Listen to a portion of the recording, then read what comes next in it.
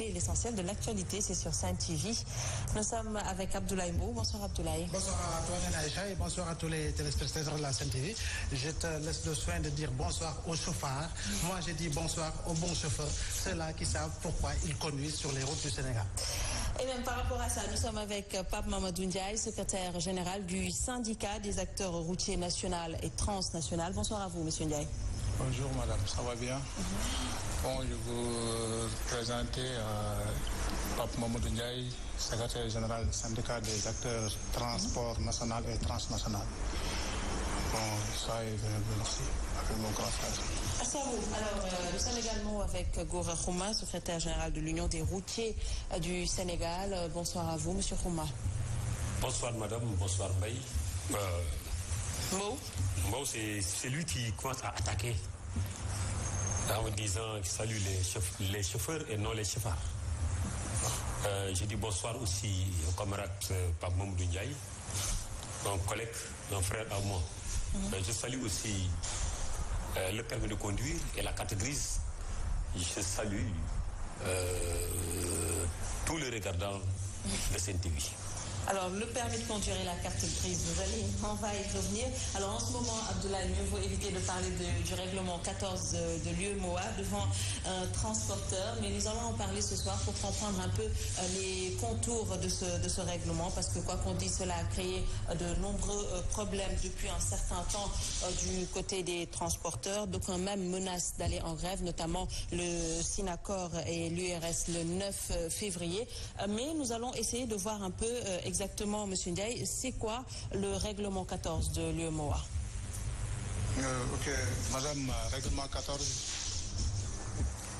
nekk problème boo xamante ne ni problème mu Sénégal gépp la en quelque sorte. Bon, actuellement ñu ngi jóge bientôt ci ministre Aliou Ndoye mu ñu recevoir léegi nii ci problème mu règlement 14. Bon, ñu ngi koy féliciter aussi de passage parce que li mu def mooy patriote, parce que sa réew taxaw port bi taxaw déjà nga woo sa ay les acteurs du transport consulter leen pour exactement xam ce qui se passe pour jéem a indi ay solution. Loolu aussi dañ ko ci jaajëfal encore une fois di jaajëfal sama xalifa sama kilifa grand Gora. Règlement 14 c'était juste ñun bañuñu règlement 14 mais règlement 14 dafa am ay mesures yoo xamante ni moom moo ko accompagné. Donc mesures yooyu gis nañu état Sénégal matale gu ko tey suñ ko matale woon ñun pare nañu pour ànd ak ñoom ci règlement 14. Donc loolu moo waral coow li yëpp am. Donc ñu leen di souhaiter rek pour que ñu jéem a dem ci mesures yi nga xamante ni moom la UEMOA teg mu ànd ak règlement 14 pour ñu matal ko pour que ñu mën a ànd ak ñoom ci règlement 14. Sinon à chaque fois dañuy am ay problèmes dañuy taxaw oto yi dañuy grève et tout mais je pense que avec. mataluñ ko c'est-à-dire préalable yu waroon ànd ak règlement 14 boobu amul comme ñoom ni ñu koy décrier comme yéen d'ailleurs ni ngeen koy décrier ci permis à point. waaw mataluñ ko c'est-à-dire bu ñu nee règlement 14 UEMOA dafa wax ni plateforme buy génn lu mat 200 000 tonnes dafa war a équiper règlement 14 c'est-à-dire pêche à l'acier bi nga xamante ni moo am au niveau de Diamniadio muy Afrique Pesage chaque plateforme da nga ko war a impliqué ci sa plateforme. Donc soo ko impliqué transporteur bi amul benn droit pour ñëw pour violer loi bi amul ci benn droit transporteur bi ni chauffeur bi parce que booba ñun duñ ñu conditionné plateforme bi moo ñuy conditionné bu ñu ñëwee gabarit bi oto bi indi la plateforme bi di xool norme yi nga xamante ni moom la UEMOA teg loolu la ñu am droit chargé.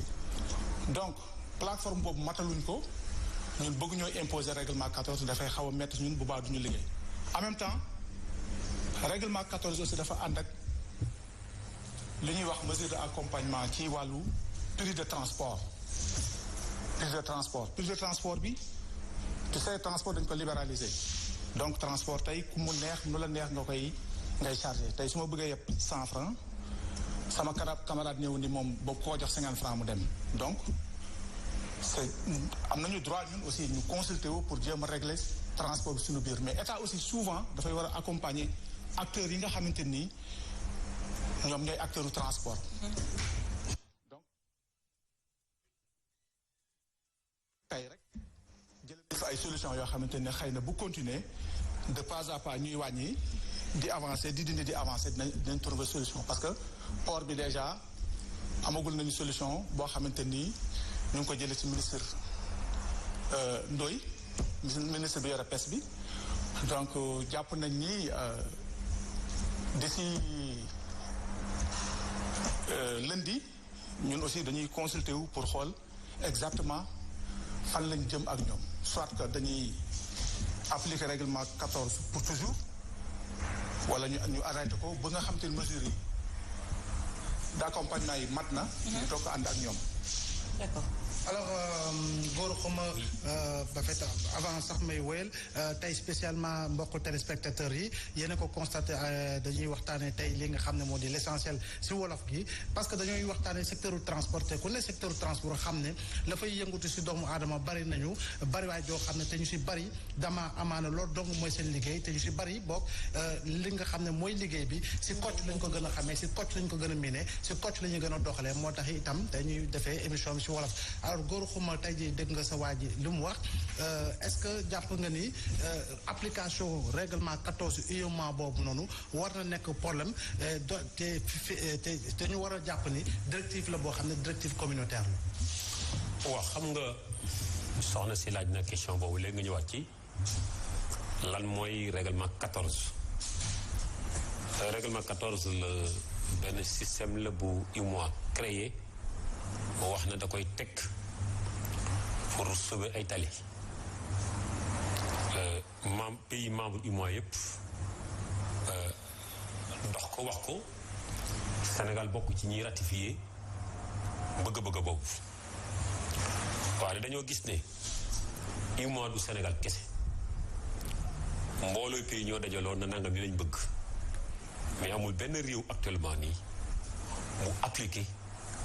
comme ni ko UEMOA bëggee lim soxla mooy application intégrale du règlement 14 ñu ne pêche acier bi dafay poser problème wax naa ko léegi ci seeni collègues ndax accord 2018 yi ñu amoon ak le président ak le ministre sortant Abdoulaye Daouda Diallo il est patriote c'est un ministre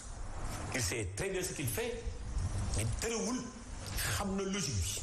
xam na li UEMOA teg Sénégal da cee war def ndànk ànd ak ay moroomu réew mi def ndànk ba kenn ñëpp matale ko mais malheureusement bañ ne boobu rek Sénégal moom xaawul moroomam dafa ñëw jël premier te xamul na premier boo mu jël bañ tàcc ko lor na ak njabootam te dina ci dellu ginnaaw force ndax tàggul ak njabootam damay wax naa ko léegi Sénégal yu bari def ñoo mere dañ ne chauffeur yi transporteur yi dañuy font dañoo bëgg rek état bàyyi leen ñu yëpp lu leen neex di yàq suñu tali te tali dafa cher loolu communication c'est une mauvaise communication ou bien c'est une communication boo xam ne bi ça aide l'intérêt de l'appareil politique mais demut noonu oto boobu suñuy dox UEMOA da kaa jox tonnage bi mu war a yore Gora Khouma otam UEMOA nee na ko 20 tonnes nga war a yore waaye yaa xëy Gora Khouma bëggee ya 25 tonnes mi ngi tooñ non seulement maa ngi tooñ UEMOA mais maa ngi tooñ gouvernement bu Sénégal mais maa ngi tooñ askanu Sénégal ndax maa ngi leen di yàqal loo xam ne lii ëllëg kenn ku ne ci sa dërëm ñun doxuñu loolu dañ ne man 20 tonnes lañ ma wax man naa yem sama 20 tonnes mais actuellement 20 tonnes yi ñu la wax même boo yebee 15 tonnes da ngay am problème. il faut que Sénégalais xam loolu lu tax. oto dafa am ay acier man UEMOA nee na mën naa yeb 20 tonnes mais am naa ci ma ko misaal pour nit ñi xam la bonne communication pour le Sénégal qui au fond xam mooy sama oto bu dee ñeenti acier la dañ autorisé pour ma yeb 20 tonnes loolu dafay tekki ne acier bu nekk dafa yeb 5 tonnes bii 5 tonnes. bii 5 tonnes bii 5 tonnes bii 5 tonnes muy 4 fois 5 égale 20. ñu ne ñun mënuñu ko ndax conteneur bi jóge bitim réew dañ kaa plomé te la bañ koy certifié wuñ ko mais l'essentiel poids biñ ko wax ne moom la conteneur bi am ak sama poids toll sama taaru oto bu ñu ko méngalee dafay fekk li ma UEMOA jox du ma ko dépassé bu ma yebee ciment bu ma yebee divers lu ma ti doon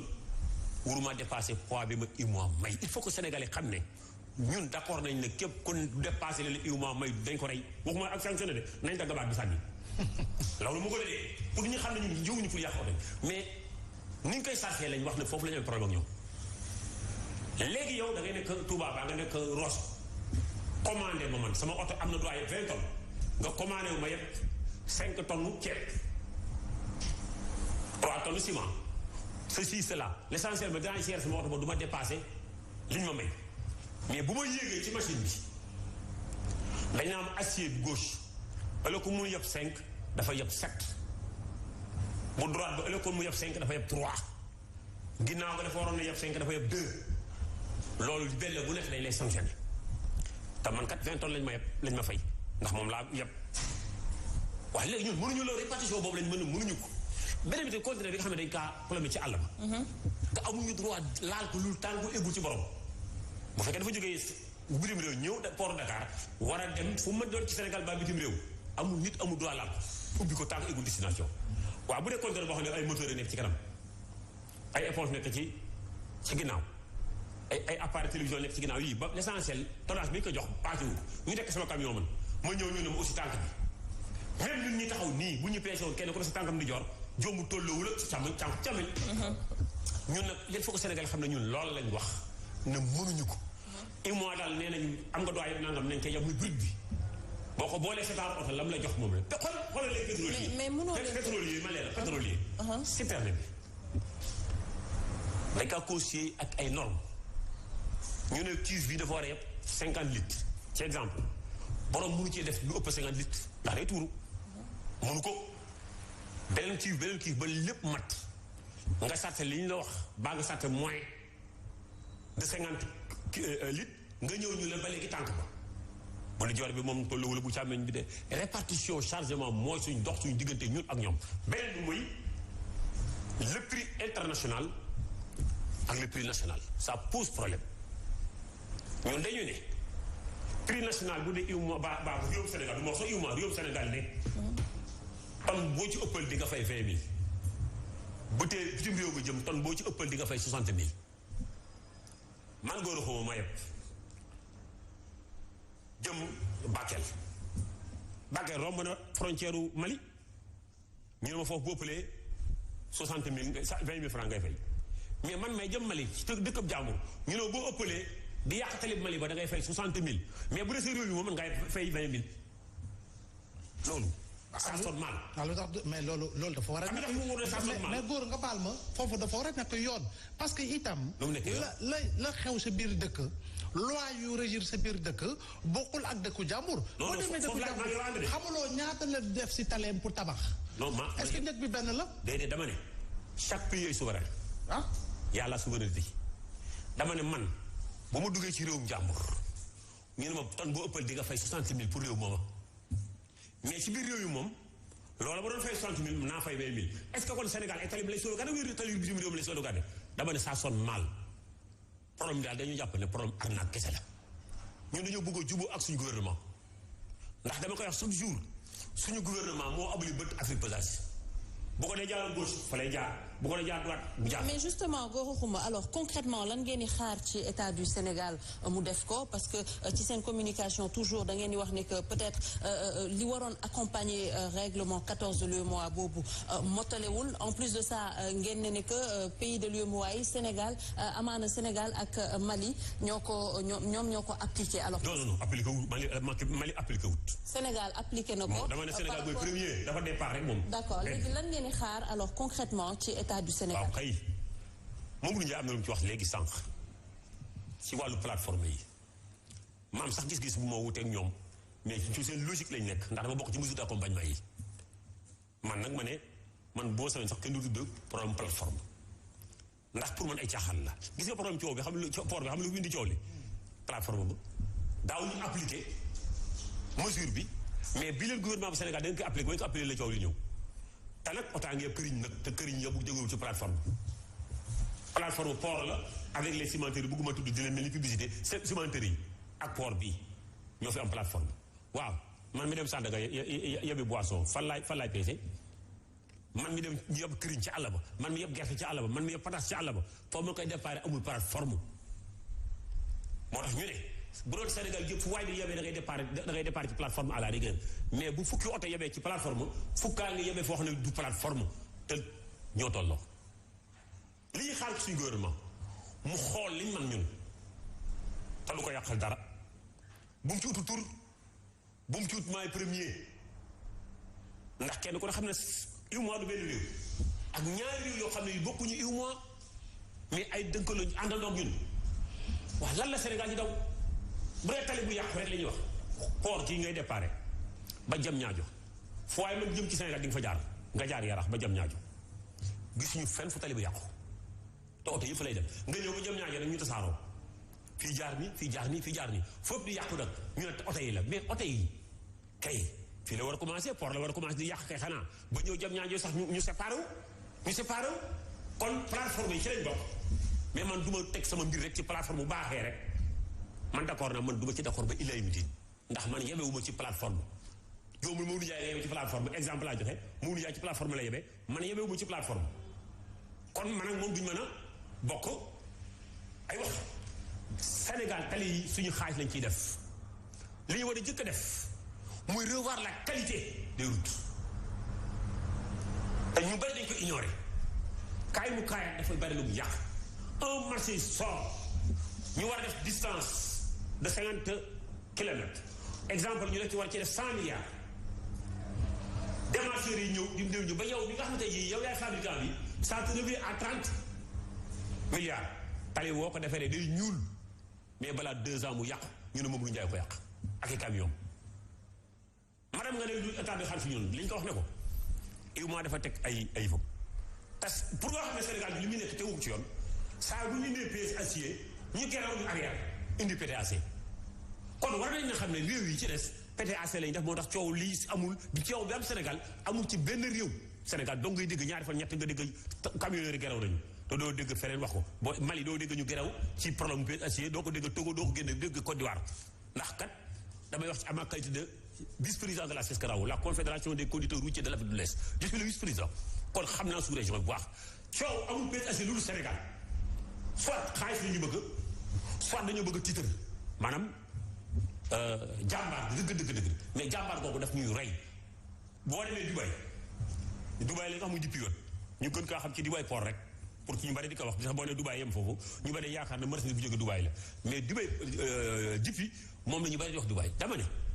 dañuy teg seen pièce acier ñoom daf ñu pétagé de pièce acier la ñuy def nga yeb sa conteneur nga ñëw ñu ne dafa ëpp léegi da nga koy wàcc ba yaa koy fay de guri ba ngay jël pour wàcce ko yaa koy fay yebaat ba nga koy yebaat yaa koy fay te conteneur moom doo ko laal lañ ne na nga ko changé rek ba saa boo gisee oto boo xam ne bii mën nga ko caa teg rek mu jaar lu am problème nga ñëw tom muy plateforme la même chose même activité lay def ak ñoom amaana lañ dul def maanaam duñu laaj xaalis boppee mais doo fa jógee te la ëpp dañu gymnastique boobu ñuy def yenn foofu oto boo xam ne waroon na faa def 1 jour bu mu tudd dafa def 3 jours ci natt yëgal wàccal yooyu moo ñu sonal te boo fa jógee nag dafa ne mucc nga am na jawaa jam ñaajo ñu ngi lay xaar Afrique pesage ñu ngi lay xaar jam ñaajo man ngaa nekk en règle génn port nga ñëw jam ñaajo ñu la non tu as problème ndax ñu koy indi da ngay yëg benn doo daal mais chargement bi daal di benn problème ou bien nga dugg ci mpax chargement bi daal di bougé waat nga ñëw ñu la tànk gauche bi te port ne woon baax na de yëpp en règle nga dugg ci pax ba mu déréglé ñu la kaay fay te da ngay wàcc xam nga wàcc bi mooy lan góor xuma comme ni ko waxee léegi 20 tonnes laay ñoom xam nañ ne ëpp lu ma mais acier bi waroon yëpp 5 te ëpp 2 muy 7 dañ ne 2 yooyu la dañ 2 yooyu ëppoon ci 5 bi na dañ 7 yooyu 2 yi la dañ mu def 5 léegi nag 2 yooyu nga teg ci suuf yaa xam foo jëm ak moom mais dootul delluwaat sax ci oto bi il faut que sénégalais yi ak sénégalais xam ne dafa am problème technique bu ci am loolu nag bu ko nit ñi xamul dañuy këpp mbalit nii muy président Macky Sall ba ci ministre bi dañoo war a xam ne ñun ñii seen ak njaboot lañu tali bu baaxee ñun ñoo ci jëkk bénéficier mais bu tali bu bonee ñun ñoo ci jëkk perte kon ñëw ñu pour yàq ay tali nañ teg mesure ñu antan tali bi le camarade Ndiaye wax na ko léegi ñu teg na ñaari camarade gouvernement Sénégal ba léegi amul tontu dañu ne transport de personne mooy ñi laaj paas oto yi ko warul def muy bus ak yëpp a ngi fi koy def te waruñu ko def damay joxe benn problème ñëw ci poids lourd gouvernement war a régler loolu oto yi warul amul autorisation def ñu ne ceele caara ñu koy def nangu suñu transport ci ñun bu dee lourd Ndiaye wax na ko léegi ñu ne dañuy tegal barème tonne kilométrique bu dee tarif national la ñu ne tonne bi lii la bu dee international ñu ne tonne bi lii la bala ngaa ñëw ci bu ëppee da ngay fay nangam nañu defal tarif bi ba ñëpp xam na tarif bii la état encadré ko. d'accord mais duñ ko def. Serigne Ndiaye est-ce que yow gis nga sa bopp lii nga xam ni góoru xuma développé na ko bu baax. di kaay sama bopp bu baax parce que man acteur la barki démb laay doog a ñëw def naa presque tour du Sénégal. incha allah naa jógee ñëw Tamba dem Kidira jaar Ourossogui jaar Touba ñëw ci laa nekk ci laa juddu ci laa yaru ci laa yor sama njaboot ci loolu noonu mais damay wax souvent ci réew mi xëy na ñun bu ñu bëggul Sénégal kon xaw ma ban réew la ñuy bëgg parce que ñun Sénégal rek la ñu am mais kenn ku nekk aussi ak sa choix man sama choix mooy ma dem ma yàq sama jàng dem nekk benn transporteur moo nekkoon sama mémoire parce que gis naa sama papa sama magu papa nekk di liggéey yëngu ci oto yi ma gis bii su oto bi dugg ma mu yàqal ma lu bëri bu dee mu doon tey sax du ma ci dugg tey parce que lu tax du ma ci dugg moom mooy ci transport laa gisee état bu mu sosoo ba léegi organisé wu transport lourd ci sama papa ba tey depuis 40 Savien ba tey ñu nekk si kilo litre gasoil je me rappelle bi muy jar 3610 litres yi tey 10 litres gasoil presque mu ngi dem ci 12000 francs 20 litres gasoil 13000 francs kon tey ñun ban yokkute la ñu am ban changement moo am ci ñun pour yokk transport bu fekkente ni ñun bañuñu application règlement 14 moom rek la ñu bëgg bu ñu sañoon tey ñu appliqué ko mais madame xoolal tey man Grand Moulin laa génnee chargé Grand Moulin am na équipement normal pour règlement 14 Grand Moulin boo demee boo chargé boo demee ci Diamniadio da ngay peser normal jàll mais bàyyil Grand Moulin demal kër boo xar Samba Dieye nga chargé mais plateforme la parce que foofu dañ fay déposer xam nga lan moo fi nekk wax naa leen ko keroog waxaat naa leen ko problème bi mooy xëy na dañ ñuy jàppe ni état moom moo ëpp doole ñépp moom mais état bi aussi nag xam ni li muy def ay doomu réewam xam nañ ko dañoo ëpp doole dama leen koy wax wax naa ko ministère ñëpp toog dañoo ëpp doole parce que ñun tey nañ ñu wax oto bi ñu ngi ñu may T11 S3 49 450 la ñu may total oto bi li muy posé ak marchandise bi ma ne leen léegi bëggatuñu 49 may leen ñu sax léegi 30 tout may leen ñu 30 oto bi li muy posé ak bagage bi ñëpp mu nekk 30 tonnes bu ko defee ñun ñu équilibré ñu xam ni règlement bii moo réel ku fi dépassé 30 tonnes mu nekk égalité bu ko defee ñun dinañ organiser wu ci suñu biir ba dinañ gis ci transport boobu ñu yóbbu suñu bopp parce que tamit kenn du liggéey du perte du ñu chargé di du perte mais actuellement tey ñun nan la ñuy def man mi nga xam ne transport rek ci laay dundal sama njaboot. ci ban condition règlement 14 pour mu wax Sénégalais yi diggante bërki démb bi may ëgg si Tamba ci guddi. maa ngi fa ëgg si ay minuit xam nga ban heure laa àgg Kidira te 4x4 laa yore 4x4 yoruma oto yi kii ne 4x4. def naa ci yoon bi minuit maa ngi àgg presque di fajaati di jot ci benn 190 kilomètres. nga war ko daw ci 1 heure de temps même pas kon man pourquoi may impliqué wu pour tari boobu yàqu mais bëgguma ko. amoo sens alors oui. mais le problème mooy. man je ne sais pas xaw ma suñu état bi dañu télé xaw ma dañu amul ay liggéeykat xaw ma dañu amul expérience souvent ñoom dañuy jël di appliquer ci seen ay technique écrite seulement mais théorie boo gisee am pratique. alors justement wax nga ko état lu tax mu teg lii yëpp ay mesures peut-être pour préserver par rapport ak état des routes ak yeneen yow nee nga loolu d'accord leen ko d'accord ngeen par rapport à ça yéen a ngi discuter ak état est-ce que xalaat nga ne que c'est envisageable que ñu revoir justement mesures yooyu. gis nga boo demee dama koy citer direct ci ministre bi soo dégloo ay kàddoom da nga naan non mais ministre bi kon moom. comprendre ce qui se passe parce que moom boo ko déggee pour moom ñun ñoo ànd tali bi la bëgg ñu observé ko mu bañ a yàqu loolu ngay dégg ci ministre bi. mais ministre des infrastructures et des transports terrestres. voilà boo ko dégloo même ba ci presse bi ñu recevoir bi ñu jógee tout de suite boo leen dégloo dañ naan da nga naan ñii ñun ñoo bokk fu ñu jëm. mais loo gis dafa am hiérarchie ministre bi dafa am directeur am bu fa ne directeur bi am na suuf bu nekk ci moom ah Afrique Pesas bii ñuy wax nii c'est privé ministre bi wax na ko léegi mais bu ñu naree lor suñu askan wala ñu ëllëg ñu à chaque fois problème mais pourquoi du ñu delluwaat ginnaaw reculer xoolaat beneen organisation pour mën a dem mais chaque 2 mois 3 mois yaa ngi dégg grève poids lourd mais pourquoi te toog naa Aminata Mbengue Ndiaye toog wax directeur de route ni ko mais excuse-moi maa ngi man nii laa mel sax dama xaw a ma dugal sama loxo sama poche. wax directeur de route ni ko. toog nañu réunion ak président de la République mu leen règlement 14 du alquran lu ay nit tënk la. waxtaane ko bu naree indi problème ci suñu réew lañ indiwaat leen ko fii ci man ñu waxtaane ko. président de la République. Aminata Mbengue Ndiaye moo ñu ko wax bi mu ñu recevoir suñu arrêté bee passé. mu wax ñu loolu. kon président dàqul justement waxtaan bi ngeen war a am pour changer les choses. c'est-à-dire ni ma la expliqué dañuy bu fekkente ni de problème dafa am ci règlement 14 mu am coow comme nii mu demee nii. daf ni ministre bi na ko revenir ak ci moom ñu càmbar ko ak tudd mais man je pense que lii di xew nii président daf ko yëgul man sama xalaat je ne sais pas mais sama xalaat laa yor jàpp naa ni problème bi parce que ñun bëgg nañu tali bu baax. bëgg nañ ko ñoo la gën a bëgg tali bu baax mais tey. li ñuy wax ni accompagnement bi moo àndul man dama gis ni Afrique Pesas bii fi ñëw nekk nii dañu fi ñëw nekk dëkk bi am na problème parti bu nekk ñu ut loola xaalis man loolu mooy sama gis-gis. jàpp naa daal règlement 14 bii nii xaalis lañ ñu utloo ci kaw transporteurs yi boo koy wax nag ci directeur yi dañ naan noo du loolu boo ñëwee ci ministre bi danaan du loolu. dañoo bëgg ñu sauvegarder tali bi mais yéen nit nekk fii man miy dem ci àll bi sama oto di dem ci àll bi. man maa gën a bëgg fuuf tali bi baax. sama grand bii di wax guddi ak bëccëg lu ne wax nañ ko ci loolu lay xeex guddi ak bëccëg mais ban intérêt nag la ñu am ñun mu baax ba pare ñu dëkk di wax mais loolu nañ ñu recevoir comprendre c'est comme nii ngeen def nii. Sen TV télé bi nga xamante ni moom day génne lépp li nga xamante ni moo naqari nit ñi mu koy wane ci àdduna bi mais nañ ñu xalaat ñun ñi toog fee acteur du transport lañu ci laa juddu ci laa yaru ci laay joxe dépense. bu ma sañoon sama oto bu boree ak 50 tonnes ma yeb ko 10 tonnes damay tranquille su may dem voyage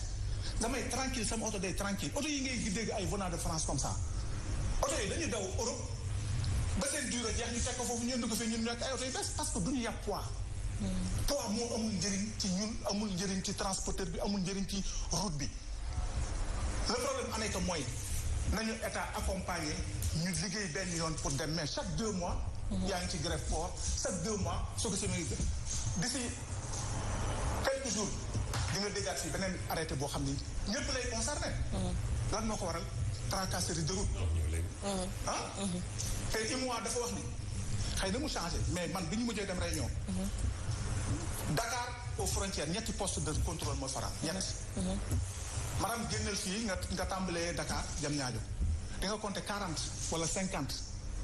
benn dëkk boo dem di nga fekk ci entrée bi gendarmerie montée police montée ci entrée bi. sortie nga fekk gendarmerie montée police montée mais boobu lenteur ci wàllu transport foo jëm accident yi ngay dégg da ngay gis chauffeur bu génnee fii ngoon parce que oto yi dañuy gontu. par heure la mënoon oto bu yàpp quoi di daw naaj bu tàng ay pneu day toj day bàyyi ba ker gi sedd mu jug départ bu jug départ yi fii gont fii pour war a dem Kaolack au moins mu reere fa récupérer tuuti dem Tamba tëdd fa nelaw mais bu xëyee bu jógee fii avec contrôle presque une journée dina ko def pour doog a àgg Kaolack ak contrôle de ce fait chauffeur bi day dem ba mujj gi day mujj énervé ci buy dawal day sonn te bu bëggee tëdd nelaw day mënoo dem ci àll yi boo dem ñu agressé da nga ñëw ba ñu benn dëkk nga droit pour tëdd gendarme bu fekk la wala police ne la pëkk ni la dugal nga jóg ma laaj permis ne la si war a kii nga taxawee mu la jox ma 12 000 wala 15 000 qu'est-ce qu'on va faire nan la ñuy def problème yooyu rek la ñu dëkkee. waaw góor comment sànq yaa ngi koy wax si wàllu pesage bi 20 tonnes yow da ngay respecté 20 tonnes moom wax na ko bu doon 30 tonnes sax mu def 10 tonnes gën a nekk si jàmmam wax nga doo daan wax nga pax changement mën a bouger waaye est-ce que tey itam gisoo ni autorité yi jël mesures yu demee noonu parce que dafa bari suñu transporteurs yi ñoo xam ne itam lay yoon saa su ne dañ koy violé. waaw xam nga ku violé dañ laa war a teg ci yoon. loolu moom muy chauffeur muy transporteur muy béykat ba ku violé ba ci journaliste bi dañ laa war a teg ci yoon loolu moom ñëpp d'accord nañ ci. xam nga bu fekkee ne UMA dafa maye exemple laay jëlaat ba léegi ci man rek. pour que Sénégalais xam. góor xuma UMA may na ko otom bii parce que benn oto yi tolluwu niroowuñu lépp ay camion la mais tolluwuñu ay essier maanaam sama camion léegi may nañ ma 40 tonnes mais nañ jëli 10 tonnes yi bàyyi 30 ñu léegi UMA camion bi ma joxoon góor xuma yëpp 40 tonnes léegi 30 la ko jox ma day yëpp 30 jàmm nañ rek kon loolu léegi di xuloo de xam nga ko ñu ngi jàmm ni mais mënuñoo wax waxu tànk moom mënuñoo wax ba di peese ci tànk mënul nekk suñu problème yëpp loolu la soxna si junj na ko léegi arrêt de travail am na port ngir entrée agence dañ kaa yokk promo réaction Dubaï ak Tom mais le 10 leneen la ngeen di xaar grève bu saf mooy di xaar grève bu demee naka oui da ngeen di mobiliser système bi yëpp da ngeen di immobiliser système bi yëpp xam nga Sénégal ak Mali dañoo bokk benn fret bokk benn transport man gouvernement bu Sénégal lenn laa gis la muy wax ci transport muy pèse acier kese mais léegi lu pèse acier moom daa mel ni loolu bokkul ci transport te léegi lu nekk Ndiaye wax na ko léegi ñu dañuy toog ay directeur te gis nga coono amu fi wax naa ko réunion bi passé ki gën a tuuti direction de route c'est un ingénieur dafa gën a tuuti c'est un ingénieur kon borom xam-xam ñoo fa nekk coono amu fa def lu ma neex nag am na fa def lu ma neex mais jaay amu foofu grève bi li ñu nar a def ñaari réew ñoo ko bokk muy Sénégal ak Sénégal gépp damay wax ne IRES moo ko signé mais IRES moom ko c'est les acteurs routiers muy permis ak catalyse moom mouvement bi bu négociation jotee ne ñëpp négocier bàyyi IRES ndax mënoo jël lépp ñun ñoo def péage bi bu négociation jotee nañ jaay ñu négocier ñu ne liy jëkk a soxla te il maa ko wax de muy la réduction des postes de contrôle. justement. ñu def ko 3. frontière bu manti doon Moussa la kii de la Rosso Bundu Futu Kër Ayib Karang fu manti doon na nekk 3 postes te 3 postes yooyu la pour li tax ñu bëgg 3 postes yooyu UMA moo ko wax un contrôle efficace. comment dem naa jóge Côte d'Ivoire ñëw di dem Mali corridor bi ma jaar yaakaar ne poste juxtaposé posé mooy lan poste groupé poste yi day am police am gendarmerie am douane am eaux et forêt am ministère de la santé am direction ma yokkaat ci nañ ci defaat direction des routes direction des transports routiers marché Maodo bu ñëwee 5 organes ñoom ñëpp services yooyu yëpp kenn ko rek amul droit ci man boo jegee nañ ma attesté wane na man mii c'est légal pour ma circuler ba deuxième poste waxuñu ne bu ñu la defee da ngay dem distanciation ba deuxième poste ñooñu contrôle li premier poste yu def bu ma jegee dañ ma yóbbu ci 3e poste ma dugg biir Dakar mais loolu yàq yi amul problème mais kenn ku nekk boo génne sa kër sa am droit arrêté ñaari junni montage te li tax ñu ne xam ne le contrôle n'est pas efficace yow da ngay ñëw ñu la fere taxaw ou bien ñu teg ay borne na yow mënu ko dépassé nga ñëw taxaw yow sa bopp yaay wàcc ou bien agent bi ñëw jël sa pièce wala ginnaaw dem ci moto mbaa bu dem ci otam yow yaa ko fay fekk mu ne oto moom yow mën naa jàpp boo bëgg insécurité transport lay lijjanti avant muy départ mais kooku du efficacité mais gis nga li xew Côte d'Ivoire ci corridor ba ma jaar bu amul Sénégal gii doo fi gis dorog bu dugg fii ndax yi tax bët bu mburu mu ay bët ni indi ko lekk ñëpp sali sëpp dajale comme def nii man ma ñëw mais Mourou Ndiaye mi du arrangé teg man parce que yaa comment ça s'appelle encore Mbaw yaa ngi nii maa ngi nii kon ci yoon rek lañ mën a jaar bu ma nekkul légal ñu teg man nële ba ma légal dara dëkk bi dootul day am sécurité te man mi doon fooyee démb ndax xaalis bi moo yore na fa ma dem rek may joxe dem sama yoon dootuma ko defati parce que damay xam ne poste bii moom amul joxe ñaari dërëm da ngay légal dem légalu nga toog. kon yéen li ngeen di laaj loolu ça permet déjà deux choses. Régler un peu la sécurité par rapport ak li ngeen wax mais également vous faire gagner du temps yéen transporteurs. boo ko jógee daw ba egg ci beneen poste beneen bi ñu ne deuxième poste muy la mise en place des aires de repos ou bien ñu tudd ko parking damay wax ne toutes les grandes villes mairie yëpp dañuy def arrêté na camion bu mu taxaw ci dëkk bi foo taxaw moom même boo gëmantu bay lay tartare boo taxawee ñu jàppale la jóge fi ñu ne maire bi def arrêté na aménagé ci dëkk ba après dëkk bi benn parking boo xam ne bii man bu ma gëmantoo pour éviter def accident man faa dugg toog récupérer boo amee lu may réparé ma mën a réparé bu ma bëggee julli bu ma bëggee lekk bu ma bëggee def besoin naturel man ka faa def mu am sécurité te du tere parking boobu dañ koy fay ñun d'accord nañ pour fay ko mais dañu am sécurité ñu ne loolu ba léegi gouvernement bañ ko dalee wax mën na 5 ans amul fenn fi ñu ko def léegi nag man nan laa yebee sumbulu jàmbur baa ma yeb boisson jàmbur baa ma yeb loo xam ne li damay dem ci digg àll ba barki démb ba am na ministre boo Carrefour boo génnee Fatick di dem ndu sax ñaar chauffeur gëmmentu la tamag la pour sécurité bu ñëw fi gendarmerie monté bu droité otam wàcceeb lalam gendarmerie la ko lay def nii moo dama gëmmentu mënu dumaa demati te mun maa dem ci àll bi te bu ma demee Fatick policier dañ may jàpp comme yéen fi ngeen di fanaan mu am sécurité tëdd nelaw ñu la ko jël jóge fi mu bañ ñu jël permis bi mu woo ma man nga 2 heures du matin mënu ma ci colonel mënu ma ci capitaine léegi moo mel ne nga xaru ba asamaan set des foofu am sama du la dóor du la dëj ou bien nga dem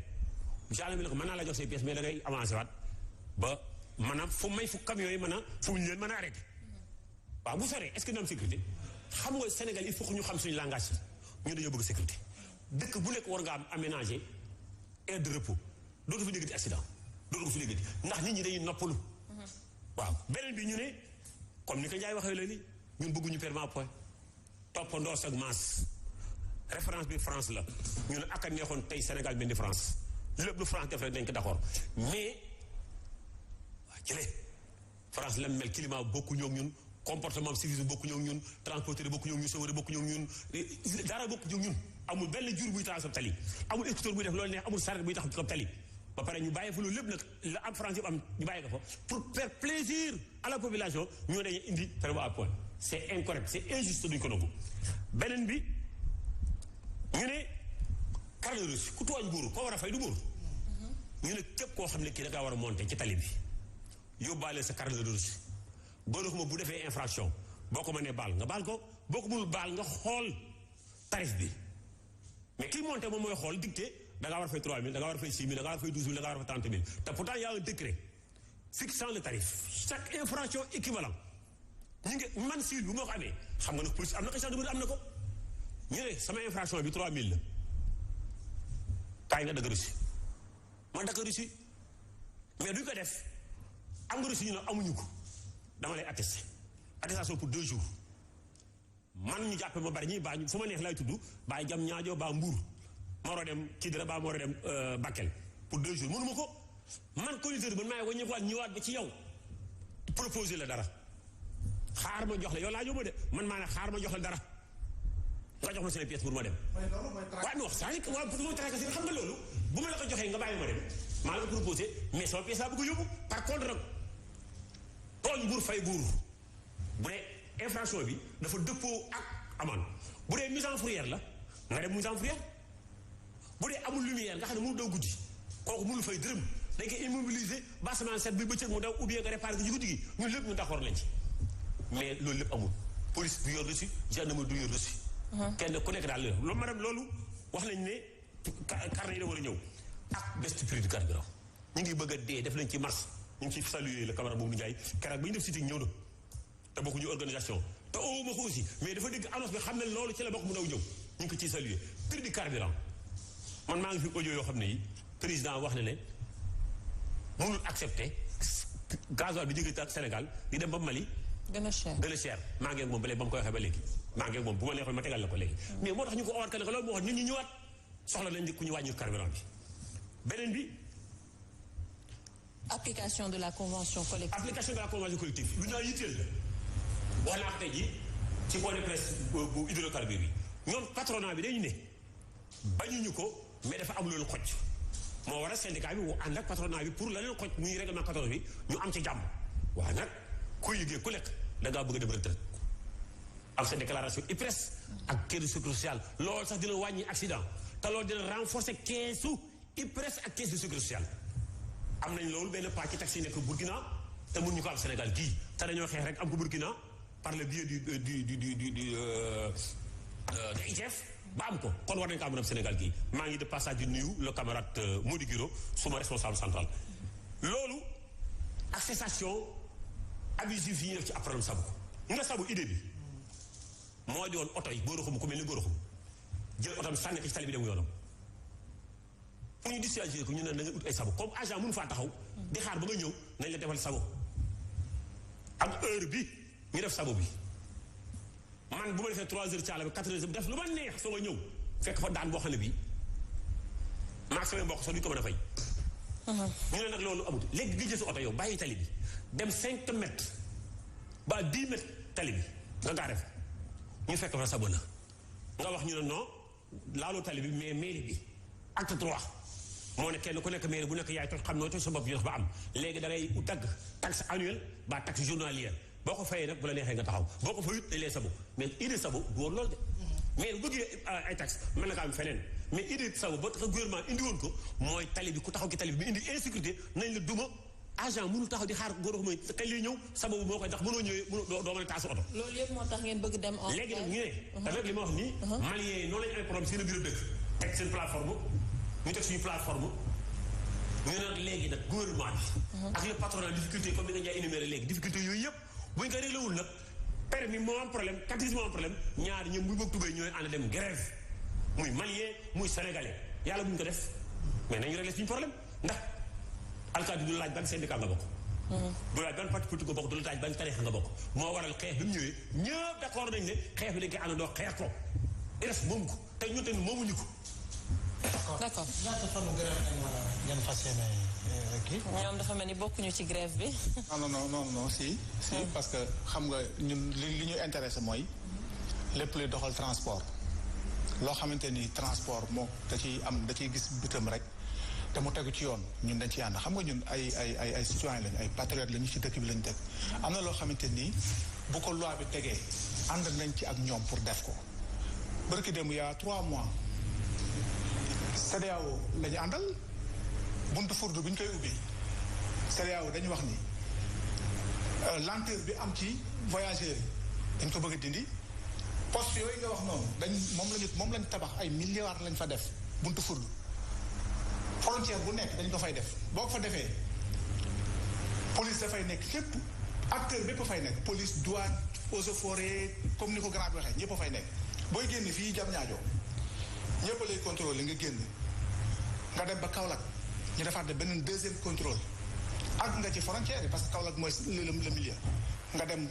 soit Buntu Foddu soit nga dem Moussala soit nga dem Kidira pour que lenteur boobu mën a bañ a am loolu ñoo ànd dox ko ak waa IMOA bërki de moo njaay ñu change bi ñu ngi loosi woon fële nu mu tudd Tamba ñu ne ci loolu la ñuy dox kon ñu ngi ciy dox ay jéego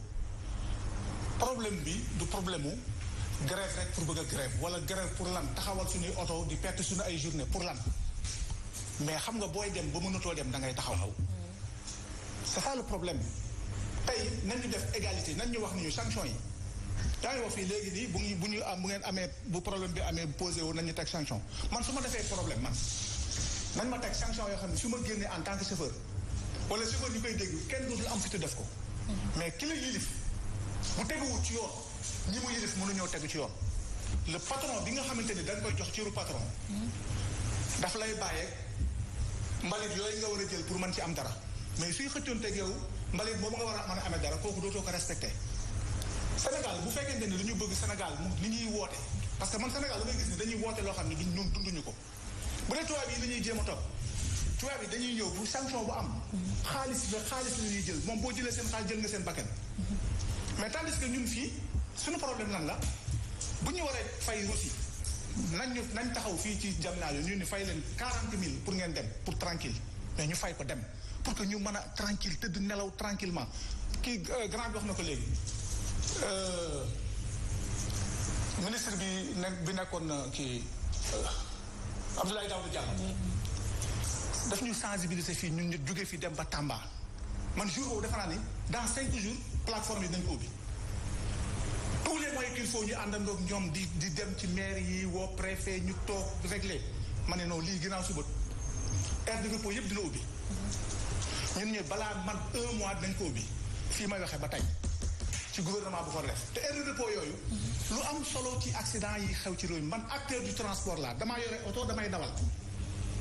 kon dafa am loo xamante ni ñun suñu taxawee di ko xeex xeexuñu ko pour bañ suñu réew mais dañ ko xeex ngir dañu mënatul dem parce que bu ku mënta dund da ngay taxaw donc lii suñu problème comme ni ko camarade bii di waxee ci waru problème mu le 9 bi ñu war a ñëw comme grève satisfaction rek lañu bëgg parce que li muy wax nii moom xeexaluma ko man xeexaluma ko kenn ku nekk sa bopp nga koy xeexal bu ñu gisee ni li muy woote ñun ñëpp dañ ci gis suñu bopp mu jaar ci tracé bu mu war a jaar. defoon ko ci carburant def ko ci lépp bu ñëwee toog mais buñ ci waree ànd ñun ñëpp ñu attention na ngeen xam ni état am na lu mu ñu jàngal. d'accord état am na lu mu ñu jàngal en tant que transporteur. te loolu mosuñu ko jàng. état jàngal na ci organisé wu. te ñu ngi lay may tuuti nag ba beneen élection ñëw nga xool ñun suñu code bi nga xamante ni ci la ñuy voté. lu jëm ci wàllu transport. muy chauffeur ak transporteur ak jabaram ak i doom ak ñi si ginnaaw da ngay xool ñooñu bu ñu voté su ma lay voteel ngay gagné yow nekk président. bu fekkee dañ ko teg ci yoon laa wax de. bu fekkee jël nga ko ci yoon tey bu ñu lay voteel ngay gagné. kon organisation boobu nag dugg nañ ci. kenn mënu duñ see génn. man moom dinaa nekk candidat incha allah. voilà kon bu ñu la votelee nga gagné man maa la wax lii. très rapidement alors fooy jeexalee. waaw fi may jeexalee damay ñaan. ci bu gaaw. les grandes villes. maire yi ngir yàlla nga tamit nañ bàyyi trottoir yi ñuy jaay commerçant yi. trottoir c'est pour les piétons. ndax saa bu nit ki war a jaar trottoir bi laal tali bi oto bi laal ko ñu tëj ko ba pare dugal ko ci baax bi wax ne tant de mort moom tant de blessé moom te duñ wax ñu jàpp blessé yooyu am duñ wax ne noor yooyu am beneen bi la régulation